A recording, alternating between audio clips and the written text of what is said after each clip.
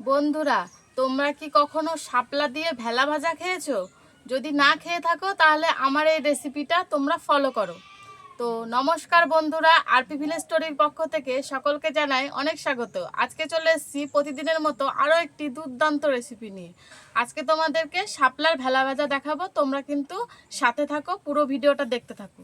আর এই দেখো, আমি বেশ কয়েকটা শাপলা নিয়ে এসেছি আজকে কিনে।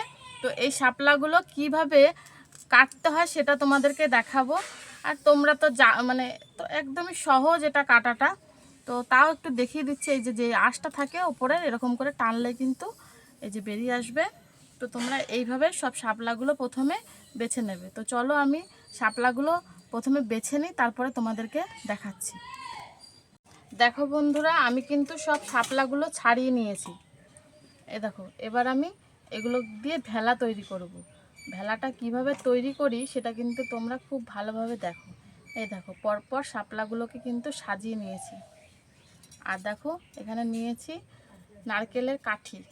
তো এই যে এখানে পরপর সাজিয়েছি, এই ভেতর দিয়ে একটা নারকেলের কাঠি এইভাবে ঢুকিয়ে দিতে হবে।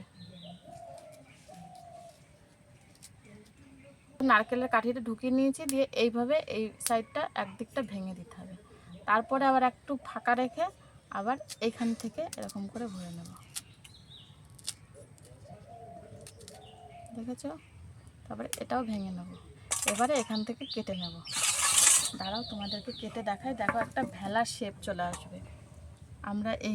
আমরা ছোটোবেলায় কলা গাছ দিয়ে এরকম ভেলা ভাসাতাম বন্যার সময়। তারপরে এর মধ্যে চেপে ঘুরতাম। দেখো, ঠিক একটা ভেলার শেপ চলে এসছে। এবার এইভাবে সবগুলো কিন্তু আমি বানিয়ে নেব।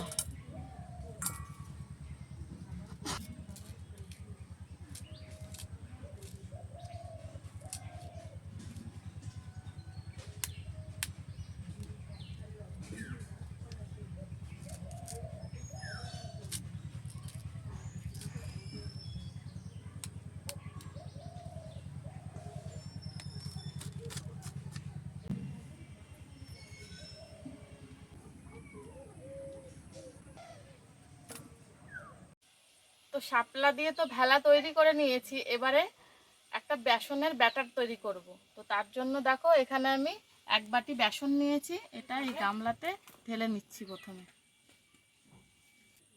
এবারে এই বেসনের মধ্যে অল্প একটু কালো জিরে দিয়ে দিচ্ছি। তারপরে দেব পরিমাণ মতো নুন। নুনটা একটু আন্দাজ বুঝে দেবে।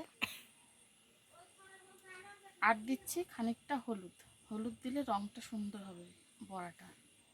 তো এবার এটাকে শুকনোই খুব ভালোভাবে আগে একটু মেখে নিচ্ছি।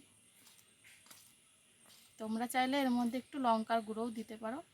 আমি এখানে লঙ্কার গুঁড়ো ব্যবহার করছি না, এমনি প্লেনই করব।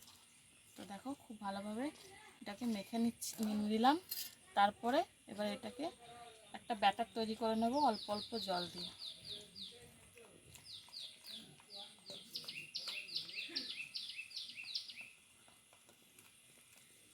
একটু টাইম নিয়ে বেসনটাকে ফেটিয়ে নিতে হবে খুব ভালোভাবে।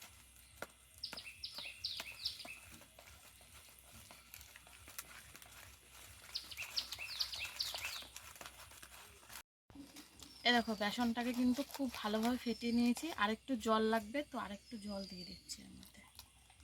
তারপরে এটাকে খুব ভালোভাবে গুলে নেব।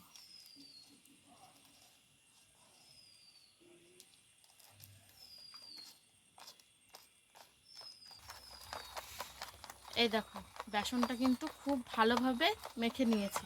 আর দেখো, বেসনের ঘনত্বটা তোমরা একটু দেখে বুঝে নাও। এরকম খুব বেশি পাতলাও না বা খুব বেশি ঘনও না, এরকম করে কিন্তু বেসনটা গুলিয়েছি।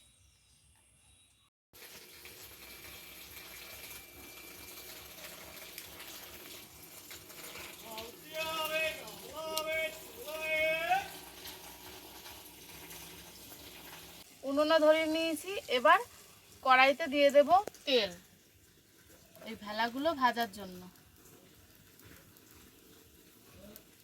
তেল কিন্তু ওইদিকে খুব ভালোভাবে গরম হয়ে গেছে। এবারে কিন্তু আমি ভেলাগুলো ভাজবো।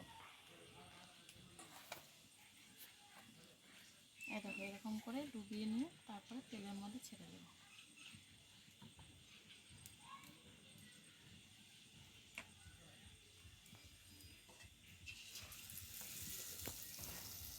কিন্তু একটু গরম করে নিতে হবে, নাহলে কিন্তু সব কিছু কড়াইয়ের গায়ে লেগে যাবে। দুটো দুটো করেই ভাজবো।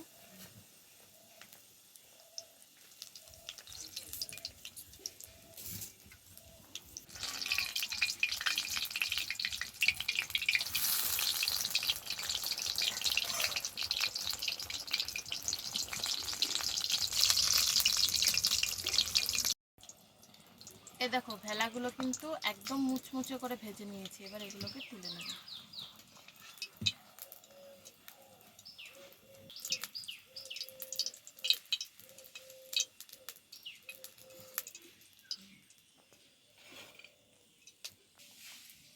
এবার বাকিগুলো ওই একইভাবেই ভাজবো।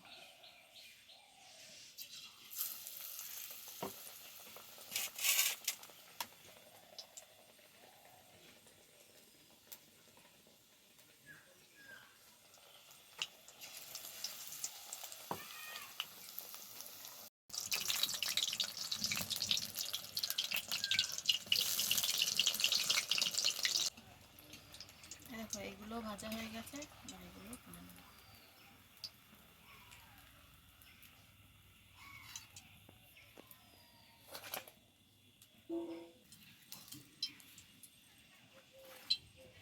এ দেখো শাপলার বড়া ভাজা কিন্তু একদম তৈরি হয়ে গেছে। তোমরাও ঝটপট বাড়িতে বানাও আর আমাকে কমেন্টে জানাও রেসিপিটা তোমাদের কেমন লাগলো।